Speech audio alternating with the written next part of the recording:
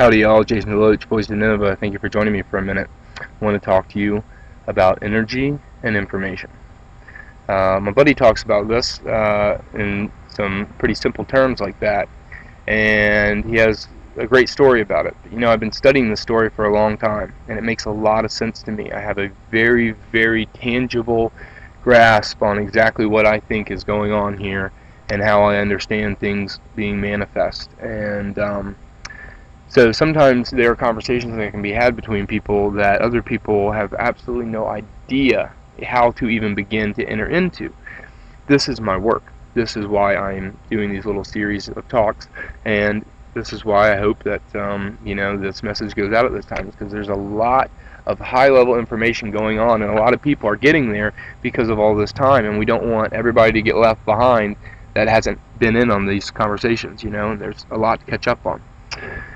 So, point in hand, I was at this amazing little juicery kind of place, you know, where you're there to receive the nutrients, straight life nutrients, unpasteurized, pure, raw energy, so that it's the life, the energy, and the information is in the plant. Because when that's how it works, what happens is that everything that's happening in this universe is energy and information. It's wavelength that's resonating and manifesting into physical form, and they cohabit like you and the plants, okay, by exchanging this energy and information. When you eat food, a lot of us are trying to take this purely physical, dead, platonic, whatever kind of view of the universe. I love you, buddy. Thanks for coming. One of my little guides has joined me from the ancestors. I love this guy. It's a little stink bug, and ever since this one lodge, when one of them crawled across the hot stones after round 3, when we were seeking our guides from the ancestors, these guys join me every once in a while at very particular moments like this, and check in on me and share the love of the lodge with me, and I love that. This is my little buddy right here. Hold on. Some of you need to get a grasp of what we're talking about, opening yourself to. Sorry, I don't know if you can see this or not, but this little tiny guy right here on my wrist, there you go. See this little guy crawling on my wrist? See, he's hanging out with me. We know each other. We have a relationship. I'm friends with this nation. Okay? This is the kind of magic that I'm talking about that some of you guys need to open up to. Okay? This is one of my guides. I know that you might think that's nuts, but it's not. The energy and information.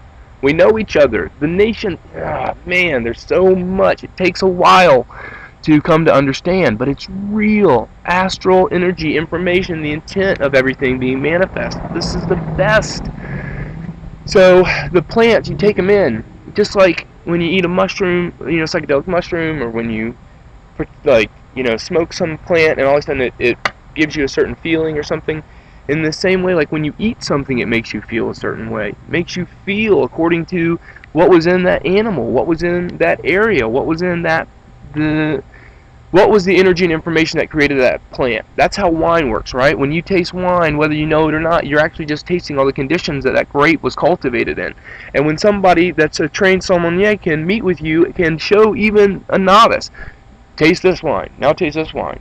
This one was grown in a dry area, this one was grown in a wet area. Can you taste the dryness? Can you taste the wetness? Yes, actually you can. Everyone can. We just don't, we're not conscious of what it is that we're tasting. When someone shows us what it is that we're tasting, then we can see that the energy and information, like in wine, like dry or wet, translates through that piece of fruit. And then you're actually taking that story in and interpreting it whether you realize that or not.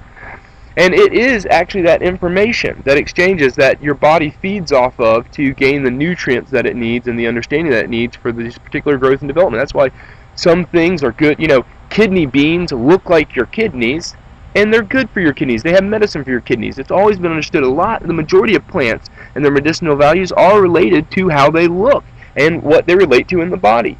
If you find certain plants, a lot of them look like a set of lungs, you know, certain mushrooms, all these different things, and they're good for your lungs. Like, incredibly powerful, good for your lungs. There are all these kinds of inner relations that come from energy and information.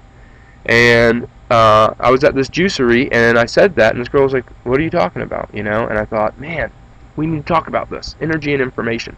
Bee pollen And raw honey and some of the beeswax, I suppose, has about 50% of what makes it up is apparently completely undeniable to modern day scientists. They have no ability to figure out what this substance is. It's something that they can't define. It's kind of like if you pick up dirt and somebody says, and you go, this is dirt, and somebody goes, well, what is dirt? And you go, I don't know, what is dirt? Is it a bunch of bark? It's skin? It's, I don't know, ants? It's grit? It's sand? What is dirt, you know? So, God, you know, life is a mystery.